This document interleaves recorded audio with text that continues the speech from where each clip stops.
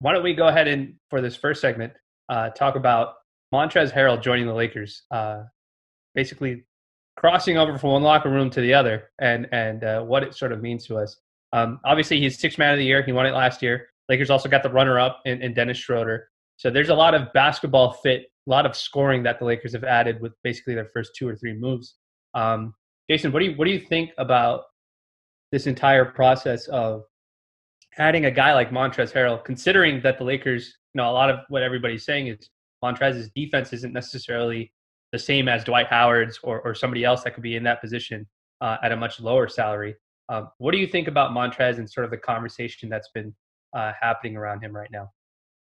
Well, I think everything has to be looked at within the context of all of the moves put together. I say this all the time about other teams. Like the Clippers didn't just trade 5 draft picks or 3 draft picks and 2 swaps for Paul George.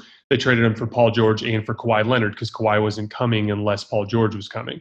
And same thing could be said about this Bucks situation with Drew Holiday should Giannis end up re-signing. So as it pertains to the Lakers, like in a vacuum, the number that Montrez is signed at and what he brings to the table is undoubtedly a great risk because even though he had some issues in individual playoff matchups, the reality is at that number, that's a huge potential. The risk to reward factor there he could end up being a massive improvement over the Dwight Howard role, depending on how things shake out on the court. But I think it's important to acknowledge the fact that the Montrezl Harrell signing did trigger the hard cap and could have potentially significantly hampered some of their other moves. So, for instance, I think we can all assume that the reason why Dwight Howard is in Philly right now is because of the Montrezl Harrell triggering the hard cap. The reason why Avery Bradley is with the Miami Heat is because of Montrezl Harrell triggering the hard cap. Because at that number, the Lakers could have given him 5.7. My guess is he probably would have stayed for that because nobody wants to just move all the way across the country for no reason. There was an absolute role for him there. And yes, I know people have been saying that Wesley Matthews signing could have fit into that biannual exception, which would have also triggered the hard cap. But theoretically, let's say they weren't going to get Serge Ibaka and they decided to pass on Montrez, they could have dipped into half of that, the half of the mid-level exception to sign Wesley Matthews, to sign Avery Bradley, to sign Kentavious Caldwell-Pope, and then kept that flexibility. And I think it's important to understand, if you look at the Lakers last year, they signed Dwight Howard just before training camp because of a catastrophic injury to a player they signed, which was DeMarcus Cousins. They signed Markieff Morris late in the season. He ended up playing crunch time in the NBA Finals. They signed J.R. Smith and Deion Waiters, even though those guys didn't play much. The point being, that flexibility is now gone. Mm-hmm. By the time they go into the training camp, those options will no longer exist. They can sign two-way players. You can a great example to look at is the Warriors last year and some of the moves they tried to make on the periphery while operating under the hard cap. They just didn't have a lot of flexibility. So from that standpoint, it makes me a little less excited than most Laker fans are. I think once you start looking at the basketball side of it, there's a lot of potential good there, without a doubt. That said, when I look at the totality of the guys they might lose as a result to this, I'm a little worried. But I think if you look at the totality of the offseason, once we start talking about Wes and Dennis, I still think it all adds up to a net positive. Mm-hmm. But I'm definitely less bullish on the Montrez signing from a cap flexibility standpoint. And we'll talk more basketball about it, I'm sure, later. But from a cap flexibility standpoint, I'm definitely less bullish on it than most Laker fans.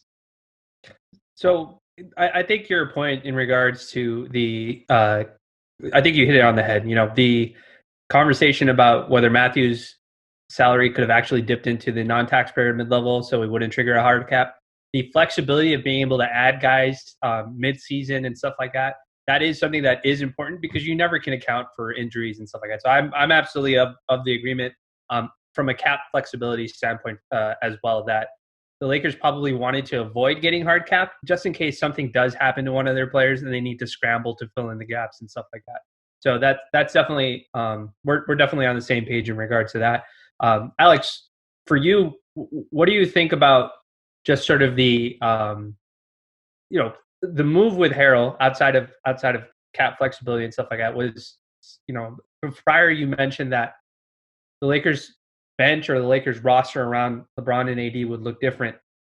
Not only did they sort of make this move to replace whatever their interior scoring was going to be, they also turned around and got younger with this Montrezl Harrell move. And that's something that is interesting because Lakers were a pretty old team last year. So what do you think about like them going a little bit more young with like a hungrier guy, which is the perception that they have of I mean, what this shows is the Lakers have signed two guys, well, traded for and signed one, Trez and Schroder, who Trez is 26, 27. I think Schroeder's 27.